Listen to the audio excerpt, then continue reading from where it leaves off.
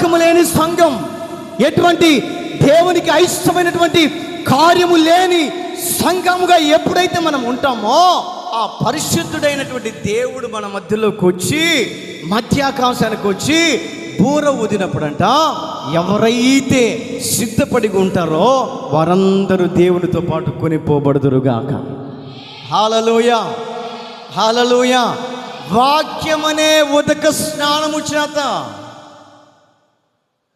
వాక్యమనే ఉదక స్నానము చేత మనల్ని ఏం చేస్తాడంటే పరిశుద్ధపరుస్తాడు. పరిశుద్ధపరచబడాలంటే, పరిశుద్ధంగా మనం ఉండాలంటే అసలు ఏమండి మన జీవితంలో ఏం చేయాలి? పరిశుద్ధమైనటువంటి జీవితమును చేసే వ్యక్తులు ఏ విధంగా ఉండాలి? మొట్టమొదటిగా పరిశుద్ధతను నీవు ధరించుకోవాలి.